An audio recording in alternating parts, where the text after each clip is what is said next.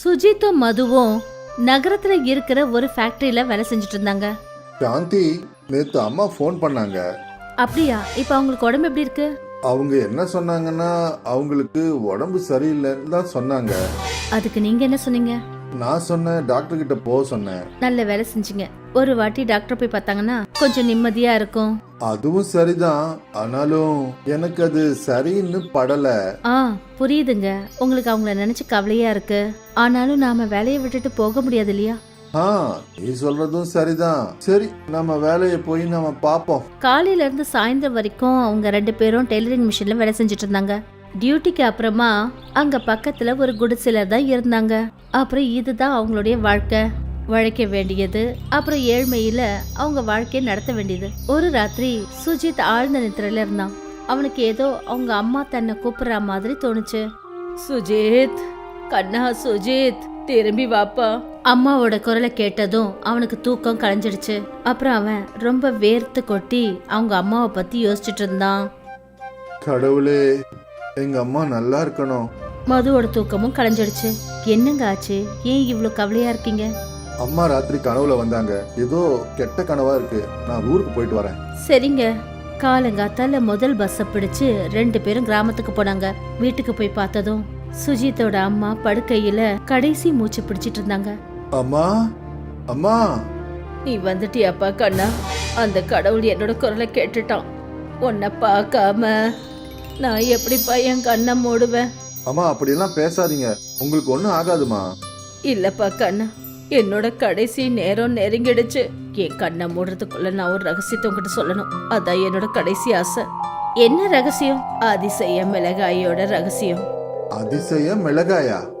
என்னோட அலமாரியில ஒரு மர டப்பா வச்சிருக்கேன் பாரு. அதுக்குள்ள மிளகாய் விதைகள் இருக்கு. மாய அதிசய மிளகாய். அது நிலத்துல விதைச்சுடு. அப்புறம் மிளகாய்களை பயிர் பண்ணு. அந்த அதிசய மாய மிளகா உன்னோட ஒவ்வொரு விருப்பத்தையும் நிறைவேற்றி வைக்கும். இத சொன்னதுமே சுஜித்தோட அம்மா இறந்துட்டாங்க. அம்மா. சுஜித்தும் மதுவும் தேம்பி தேம்பி அழுதாங்க. அம்மா. சில நாட்களுக்கு அப்புறம், உங்களுக்கு ஞாபகம் இருக்குல்ல, அம்மா நம்ம கிட்ட ஒரு ரகசியத்தை சொன்னாங்க. ஆமா மது. இதோ அந்த மாய அதிசய மிளகாயோட விதை. இத நாம நம்ம நிலத்துல விதைக்கணுங்க. ஆனா இப்போ அதுக்கு சமயம் வந்துடுச்சுன்றியா? பரவாயில்ல, ஆகட்டும். ஒருவேளை நம்ம தலையெழுத்தே மாறினாலும் மாறல. மறுநாளே சுஜித்தும் மதுவும் அவங்களோட நிலத்துக்கு போனாங்க. அப்புறம் மிளகா விதைகளை அவங்க நிலத்துல விதைச்சாங்க. இப்ப இந்த மாய மிளகாய் வளர்றதுக்காக நாம கொஞ்சம் காத்திருக்கணும். மிளகா விதையில அப்படி என்ன மாயம் இருக்கு? அது என்னமோ அவங்களுக்கு தெரியாது. ஆனா 2 பேரும் அந்த மிளகா செடி வளர்றதுக்காக காத்துக்கிட்டு இருந்தாங்க. நிலத்துல விதைய விதைச்சிட்டு 2 பேரும் சோர்ந்து போய் வீட்டுக்கு போனாங்க. டயர்டா இருக்குங்களா? அப்படின்னா உங்களுக்கு பசியும் இருக்கும்ல? நீ வேகமா பண்ணிடு. மது சமையல் அறையில சமைக்க ஆரம்பிச்சா. இன்னும் கொஞ்ச நாளைக்கு நாம உழைக்கணும். அதுக்கப்புறம் நம்ம தலையெழுத்தே மாறிடும். நீ சொல்றதும் சரிதான். 2 பேரும் சாப்பிட்டு முடிச்சாங்களா? அப்புறம் இந்த மாய மிளகாவை பத்தி பேசிக்கிட்டே 2 பேரும் தூங்கிட்டாங்க. அப்புறம் சில நாளா அவங்க 2 பேரும் சேர்ந்து அவங்களோட விதைகளுக்கு தண்ணி ஊத்த ஆரம்பிச்சாங்க. எப்பதான் இந்த அதிசய மிளகாய் வளரும்ன்ற? பொறுமையா இருங்க. அதிசய மிளகாயால என்ன அதிசயம் நடக்க போகுது? அதான் தெரியாதே. ஆனா என்ன நடந்தாலும் நல்லதுதான் நடக்கும். 2 பேரும் ரொம்ப தூரத்துல இருந்து அவங்க இடத்துக்கு தண்ணி கொண்டு வருவாங்க. இப்ப அவங்க நிலத்துல சின்ன சின்ன செடிகள் வளர்ந்து தெரிய ஆரம்பிச்சது. அற்புதம், நல்லா வளர்ந்துடுச்சுல. இன்னும் கொஞ்ச நாள்ல மிளகா காய்க்கும். அப்போ இது என்ன அதிசயம் பண்ணுதுன்னு நாமும் பார்க்கலாம். இத்தனை நாட்கள் அவங்க கடினமா உழைச்சதுக்கு அப்புறம் இன்னைக்கு சுஜித் மதுவோட முகத்துல ஒரு பொலிவு தெரிஞ்சது. உன்னுடைய உதவி இல்லைன்னா என்னால இதெல்லாம் பண்ணிருக்க முடியாதுன்னு நினைக்கிறேன். அப்படியெல்லாம் எதுக்கு யோசிக்கணும்? இப்ப என்ன, அந்த மாய மிளகாய் வளர்றதுக்காக காத்துட்டு இருக்கணும். நாம இவ்வளவு கடினமா உழைச்சிருக்கோம்ல. சுஜித்துக்கும் மதுவுக்கும் மாய மிளகாய் மேல ரொம்ப நம்பிக்கை இருந்தது. ஆனா அவங்களுக்கு எங்க தெரிய போகுது அது என்ன நடக்க போகுதுன்னு. மறுநாள் காலையில சுஜித் அவனோட நிலத்துக்கு போனப்ப அப்ப அவனோட நிலத்துல பயிர்கள் விளைஞ்சிருந்தது. சுஜித்துக்கு தன்னோட கண்களை நம்பவே முடியல. அதிசய மிளகாய் வளர்ந்துடுச்சு. சுஜித் ஒரே டென்ஷனா இருந்தான். அங்கிருந்து அவன் வீட்டுக்கு ஓடினான். மது, அதிசய மிளகாய் வளர்ந்துடுச்சு. என்ன? மொத்த மிளகாயும் வளர்ந்துடுச்சு. மதுவும் சுஜித்தும் அவங்களோட நிலத்துக்கு வந்தாங்க. மதுவும் அதிசயத்து போனா. 2 பேரும் சேர்ந்து மாய மிளகாய பறிச்சாங்க. என்னங்க, இங்க பாருங்களேன். 2 பேருக்கும் நிராசை ஆயிடுச்சு. வீட்டுக்கு போலாம், அங்க போய் இதனுடைய அதிசயத்தை பார்க்கலாம். ஆனா அம்மா சொன்னாங்களே, அதனால நிச்சயமா ஏதாவது மாயம் இருக்குங்க. 2 பேரும் நிராசையா இருந்தாங்க. இருந்தாலும் மது சில மிளகாய்களை பிடுங்கினா. 2 பேரும் சோகத்தோட வீட்டுக்கு வந்தாங்க. மாசம் முழுக்க அவங்க உழைச்சது வீணா போயிடுச்சுன்னு அவங்க நினைக்க ஆரம்பிச்சிட்டாங்க. வீட்டுக்கு போய் மது சமைக்க ஆரம்பிச்சா. தால்ல அந்த மிளகாயை போட்ட உடனே அந்த தால் முழுக்க தங்கமா மாறிடுச்சு. என்னங்க இங்க பாருங்களேன், தங்கமா? மாய மிளகாயோட அற்புதங்க. அப்படின்னா இது அதிசய மிளகாய் தான். இது நீ பருப்புல போட்டதும் அது தங்கமா மாறிடுச்சு. ஆமாங்க, நமக்கு பெரிய அதிர்ஷ்டம் அடிச்சிருச்சு. இனிமே நமக்கு எந்த கவலையும் இல்லைங்க. அம்மா, நன்றி அம்மா. அந்த தங்கத்தை வித்து சுஜித் ஒரு பெரிய வீடை கட்டினா. இப்ப அவங்க 2 பேருக்கும் சாப்பாட்டுக்கு எல்லாம் எந்த கஷ்டமும் இல்ல. அந்த மாய மிளகாய் நம்ம வாழ்க்கையே மாத்திடுச்சு.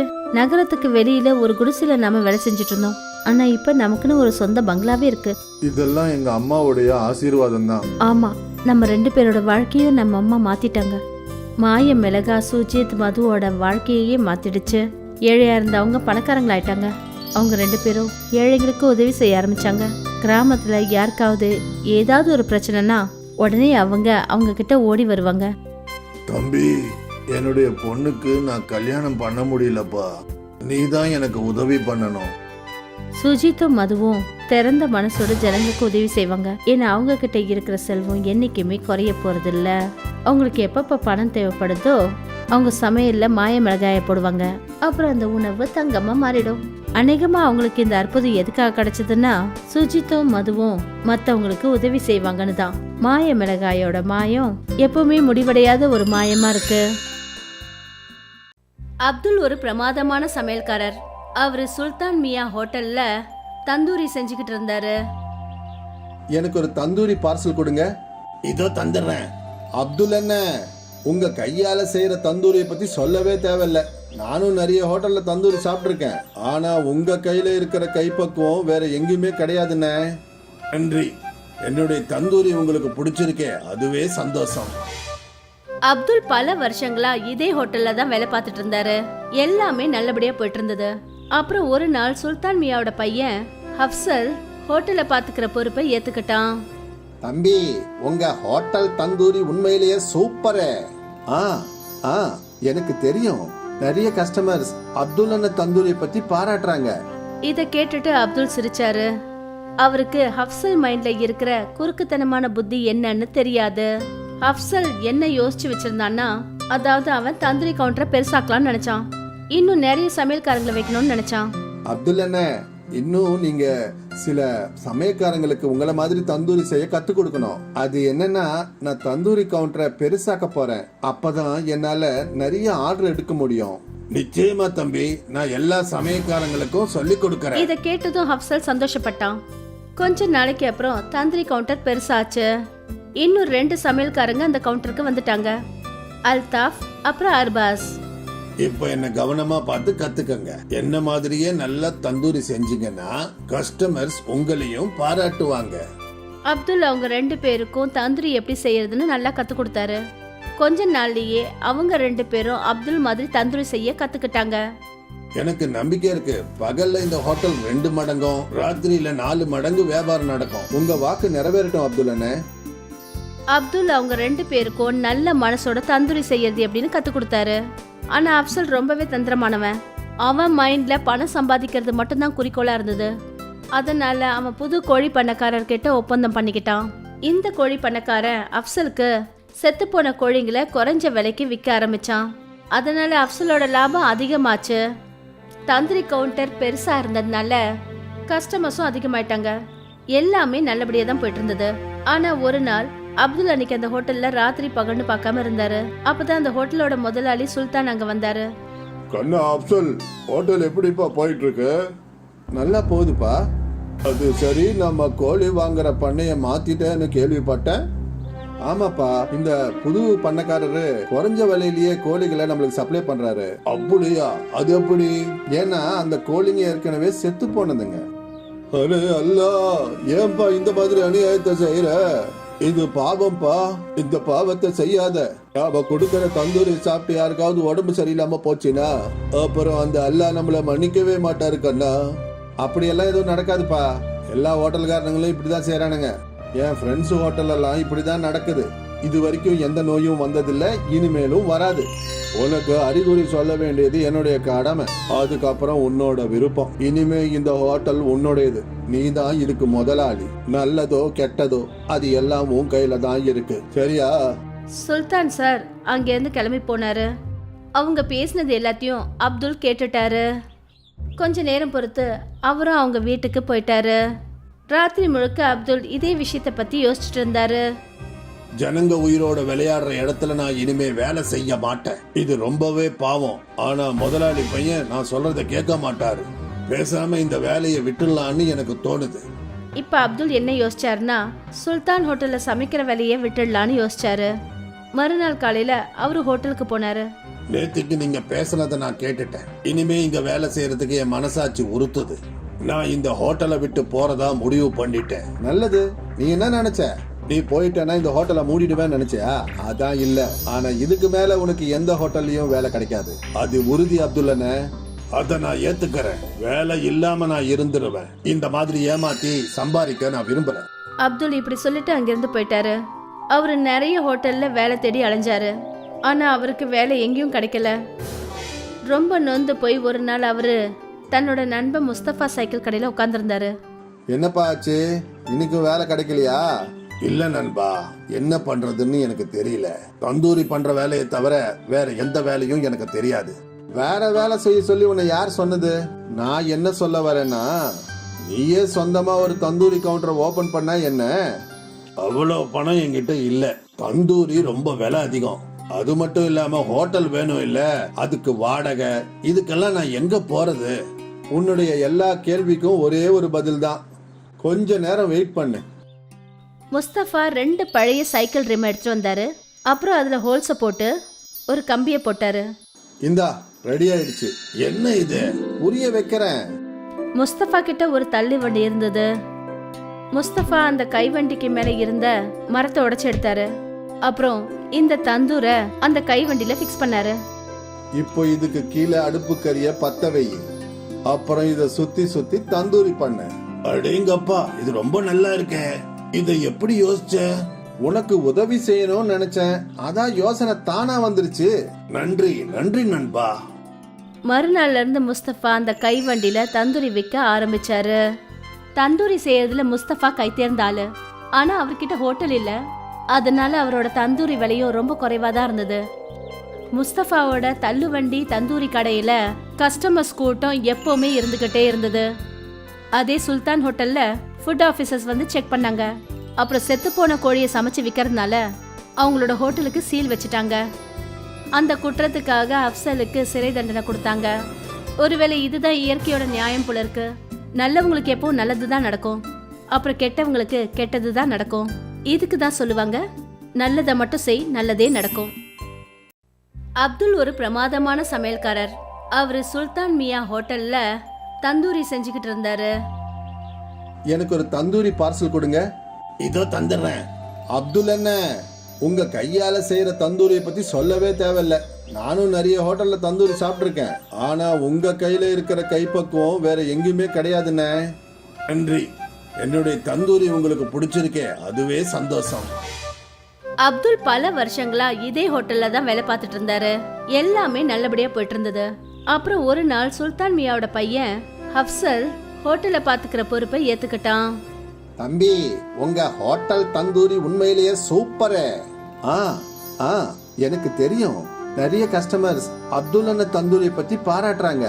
இத கேட்டுட்டு அப்துல் சிரிச்சாரு. அவருக்கு ஹப்சல் மைண்ட்ல இருக்கிற குறுக்குத்தனமான புத்தி என்னன்னு தெரியாது. ஹப்சல் என்ன யோசிச்சு வச்சிருந்தான்னா, அதாவது அவன் தந்தூரி கவுண்டரை பெருசாக்கலாம்னு நினைச்சான். இன்னும் நிறைய சமையல்காரங்களை வைக்கணும்னு நினைச்சான்.